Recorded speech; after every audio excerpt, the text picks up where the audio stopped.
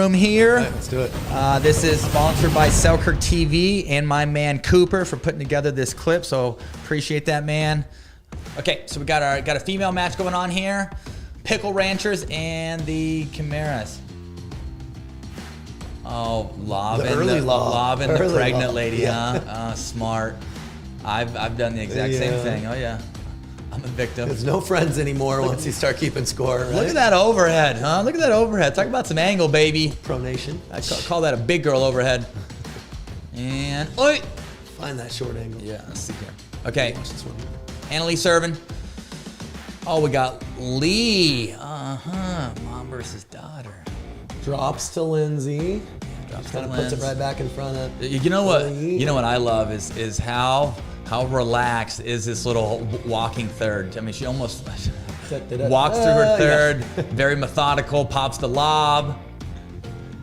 Yeah, I don't mind the lob play. For me, I'm just not a huge fan, and obviously still worked out, not a huge fan of doing it like your first shot, right when you get to the kitchen line. I feel like make your opponents feel a little pressure, put a couple dinks in, right. Then maybe throw it in. Either way, worked out for her. Yeah. Okay, looks like she's going for that left shoulder. Lenz was off her back foot, pushed him back, drive in transition. She dumps one, gets in. Like how Lee's being aggressive there, as she should, make him feel pressure, and then boom. Yep, Lindsay just floated that block a little higher, definitely higher than she normally would, and Lee putting it away with the short angle there. Lee was a shining star. Yes, she was. This was at MLP. And any time that we run some boiler room breakdown and it's over MLP, it's usually all about the Lee show. It is. That MLP was the Lee show. It right? was. It was so entertaining to watch her. We're just here to watch and talk about Great how player, good she played. Fun personality too. No, for sure. Mom on daughter here. Not very often they play against each other.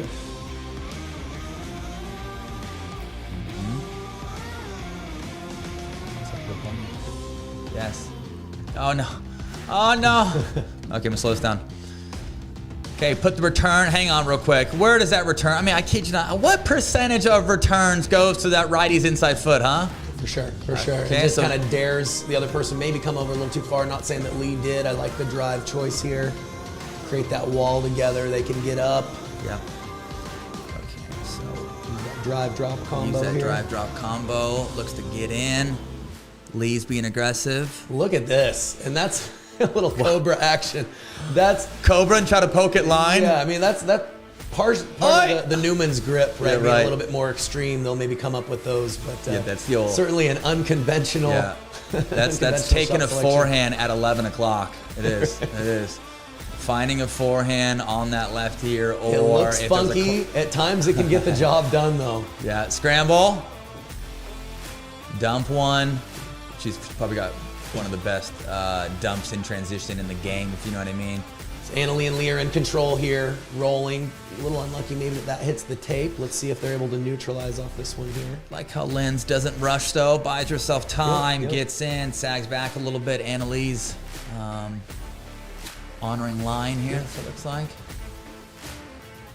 And everybody's moving the ball around nicely. We could have taken that out of the air, but no matter. She's still neutralizing. Keep her daughter honest. Little reset. Move it around. Yeah, nobody's being isolated here. Everybody's getting some touches. We're just going with the smarter, higher percentage dink location most of the time here. Slight little pop-up by Lindsay, but they're able to get back and neutralize. See a lot of this with the Franklin ball. Yeah. A lot of transition from defense to offense and offense to defense. Something I want to just touch on real quick was Lee put a bit more sting on this dink, and as you can see, it's a little deeper in the kitchen. This one right here. Okay, boom. So Lee puts a bit more stick on this dink, knifes it a bit more, usually as she does with that lefty slice as she's on the right. But got a bit more on it, forces Lenz to kind of pop this ball up. Annalise sits middle. Something to think about when your opponent's dinking aggressively cross court. Kyle and I were talking about this morning in mixed. When your opponent, like if Lauren's dinking aggressively cross court, I'm actually gonna slide middle and maybe look to poach or just expect that my opponent is going to pop that ball up a little bit off of that aggressive dink. So as we see here, Lee hits that aggressive dink, pops it up, and Lee's sitting middle. Yeah. Yep, very good. So if your opponent's dinking aggressively, or if your partner's dinking aggressively, usually your opponent's not going to speed up line. So you can kind of give up line, pinch more middle, and maybe expect they're going to pop the ball up. If we just show that point finish with Lee's shot here. So I think this is a kind of a teachable moment at the end of the point. We'll just kind of watch this through. But when Lee finishes her last shot, she's looking to poach. I like the instinct, but when you feel your shoulder and your paddle, when you're moving laterally, when you feel it dipping and getting well below the net, you want to have that seed planted in the back of your mind to at least be willing to change your shot and maybe soften it up. So good instinct, but I think she would tell you that the final poach is probably the wrong one to continue to pull the trigger on. Start. Here and she's she tries going, to over. but she's dipping down. Very tough to stay aggressive when they do get that ball down on that very last shot. And something we talk about is, obviously if you're going to speed up, you should look to clean up your mess, or if you're going to start, you should stay. But if it's in front of you, that logic makes sense. But if it's away from you, or if it's pulling away from you, or if you're on the stretch, it does not make sense to stay with your initial speed. Let Lindsay play a little bit, okay?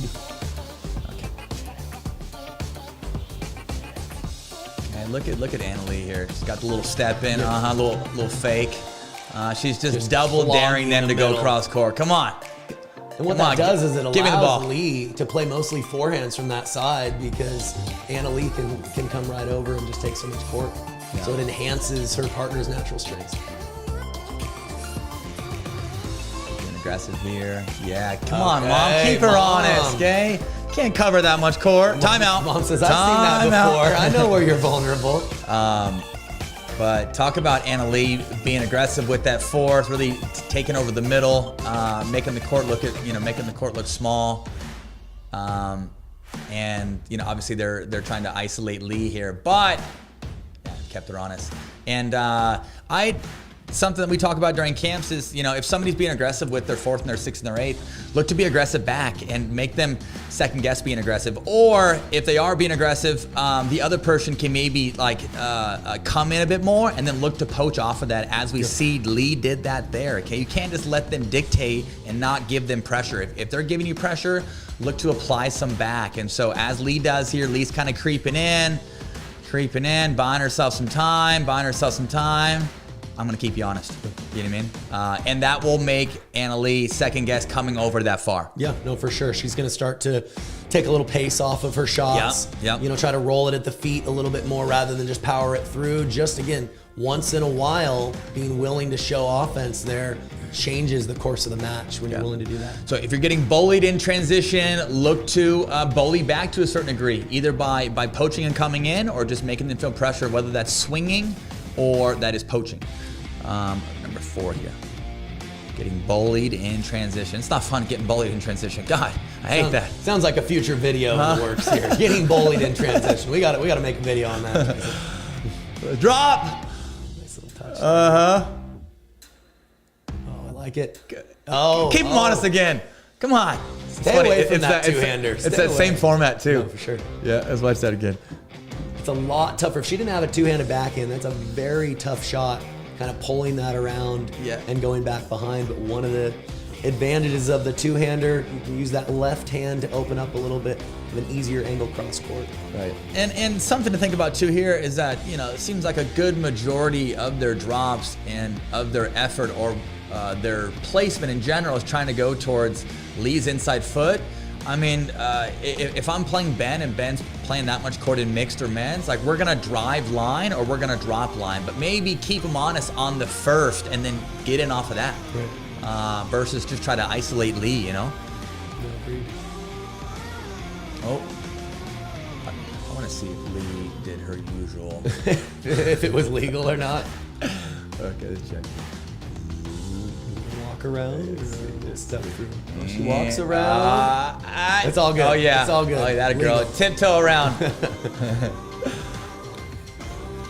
a tough call to make. I wouldn't want to be a referee, honestly. I mean, talk about somebody in a bad position at all times, and I mean, true ambassadors of the sport don't get paid all that much. No, I mean, they're for basically sure. volunteering their time with how much effort and time they, put in. They have to get the business from people like us when we're having a crabby day. No, it's true. It's true. They don't get enough credit, honestly. They don't get enough credit at all. 26. All right, got that same return, inside foot. Yep, like Lindsay's being a, look at that. Oh my gosh, what was that? Angle block winner. You don't see that very often. Stop it. Stop it. It looks like Lynn's maybe a little fed up here. I like her first speed up. Aggressive. This one may have not fully been there, and that's pretty unconventional for Lindsay's style most Called of the time, the too. 3 o'clock block. It's a hard, sharp block angle winner. Let's watch that I again. do not have this shot in my Talk game. about caressing the outside edge of the ball or finding that 3 o'clock placement. Oh! It shows kind of some of the raw paddle racket ability that Lee has right there. no. That's a tough shot to Yeah, pull off and make it look easy. Not going to beat you with a lot of punching, but she will craft her way out of She it. can carve with the best of them. Okay, AJ, left hand on the left hip. Why not? Look at that Why knife. not? Oh, yeah. Oh, yeah. So, drive there. Little reset. Dump one. Finally get one down. They're up. Yeah, AJ's transition work This is usually is just a pretty knife, dialed. if there ever was one. Tough for Riley to even get Was there. a knife. Good defense by Kyle, and then just the knife got him ahead.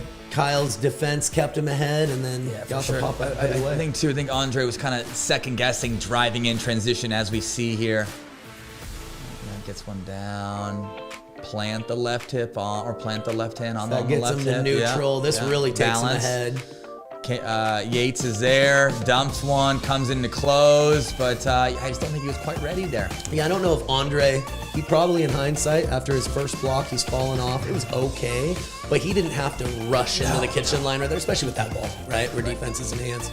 He probably could have just filled in on his side, stayed a little bit more in transition, would have had a better chance at dealing with AJ's aggression on that last one. So. K-Mac, what's something we always say at camps? You have more time than you. More time than you think. Don't need to rush in transition. Even at the highest level, Right.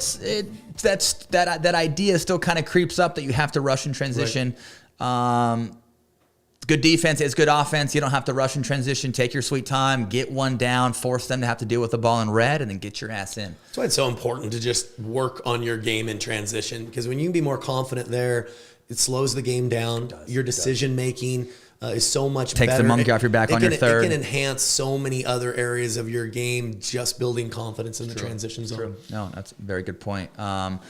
Takes pressure off your. I mean, tell the viewers here what you used to do with your third. You didn't trust your transition. Yeah, when I moved here to Spokane, I would linear. Say I always had a pretty good drop, right? So I would try to go from pretty good to perfect, and then run in and crash immediately off my ball. And so, I would end up missing a lot more thirds because I'm trying to almost win the point or set up a winning shot on the third every time, and just getting a little bit of confidence in transition. I stopped missing nearly as many thirds. I could add more shape, and I just eventually get there. And then even my game now is I'm realizing I still can take even more time and look for moments to find offense in transition at the right time. So developing a well-rounded, good balance of both defense and calculated offense, calculated swings in transition. I think, again, it enhances everything else that you probably do well. Sends a message too, and puts a lot of pressure on your opponents if you're taking your sweet time and you have that like methodical look as you're in transition. Know that you can defend when you have time. Take your sweet time. You have more time than you think.